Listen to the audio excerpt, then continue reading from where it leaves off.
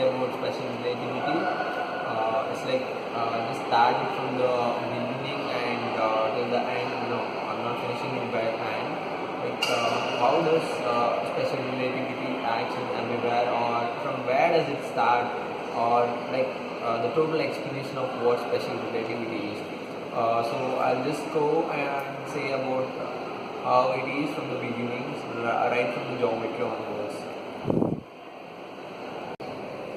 Okay, so before saying about geometry, let me say this statement that concept true does not tally with the assertion of pure geometry, because by the word true we are eventually in the habit of designing always the correspondence with real object.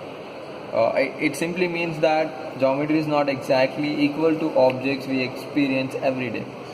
For example, the people would be annoyed by this, because since childhood we are studying the geometry, whatever the things we have, but when I say that it is not true, then of course it annoys us. But special relativity says that whatever the real objects we experience every day is not same as the geometry what we are practicing. For example, in geometry all the equations come from the basic thing. For example, if you go on checking up where this equation came from, the other equation came from, and if you go so on, you'll find that at end will be ending with one basic thing, which is like real object. For example, if you take a triangle and denote x, y and z, we know that x square plus x square is equal to y square plus z square. So this is the Pythagoras theorem. It's so simple. But how does this derivation came from? We'll just go back. I'll say that this length is y, this length is z, this length is x. But in reality, maybe this length is not equal to x as we are designating here. For example, if I designate 2, the length of this may not be equal to 2 in the real life, because maybe this is traveling with some velocity or some movement or whatever it is, but this may not be equal to 2. So we are saying that geometry is actually not true with the real object we are experiencing. Why I'm saying that this is not true is that if it is traveling with some velocity, there may be some length contraction or time dilation, which of course we are learning in the next videos. But for now, we are taking that the geometry is not exactly true, or it's not whatever the objects we experience every day, it is not equal to that. So this is what the first thing of special relativity is. Okay, the second part, what it says about is about the mechanics of space and time. To explain this, let me take a simple example. Take a train moving and a person standing inside, and another person standing outside near the footpath or somewhere, and he's watching the train moving, okay, in this direction. He's at velocity 0 and this guy is moving at some velocity. Now this guy drops off a thing from the window of the train. He drops down. So the path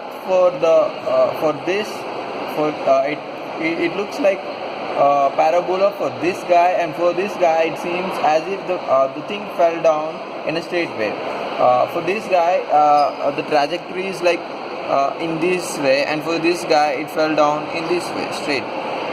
So it's like when this guy observes the body falling down from the train, it seems as if it fell down straight, and for this guy, as he is moving towards the right, so it seems it is going towards the left. So he assumes that he himself is still. So now this body which he put down out of the window should look for him like it is moving in this direction.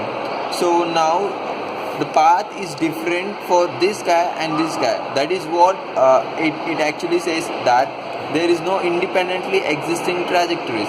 Everything depends on frame of reference. That is what we can't choose. We can't say that for this guy it is falling straight and for this guy also it is falling straight. That is what the mechanics says, is that if somebody is moving with some velocity, if I look from outside, it seems that it travels certain distance. What if I look standing inside some car or somewhere, if I look, it seems as if the velocity is lesser and the distance traveled is lesser, because I assume myself to be at rest and the other body to be moving. So now, for this is what we consider the frame of reference.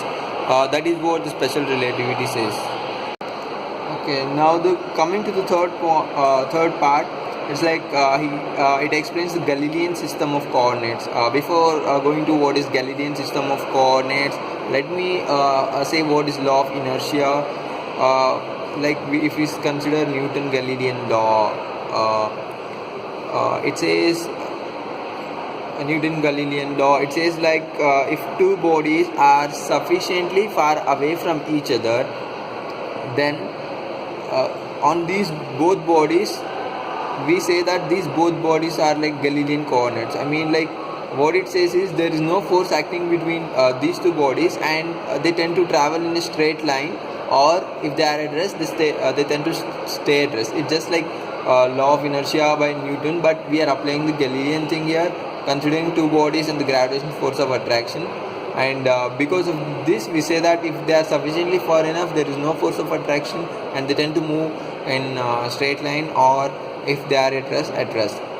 Now, what are Galilean coordinates is nothing but if we consider coordinate system for these two bodies which obey this law of inertia, or if they are sufficiently far away, and then if we apply two coordinates for these two bodies, then these two coordinates are called Galilean coordinates. So now in Galilean coordinates, I'll take the two coordinates and two coordinates with respect to each other. Either they are traveling in a straight line, or one is at rest and the other is moving in a straight line. So if we consider in this way, the one coordinate does not affect the general things happening in the second coordinate, then we say these two are Galilean coordinates. Okay guys, that's it what is for today, and for the upcoming days we want to say about the principle of relativity with restriction, and then we'll see the incompatibility between the law of propagation of light and the principle of relativity, and how we made it compatible with using special relativity and natural phenomena. So we'll learn those in the next videos. Thank you.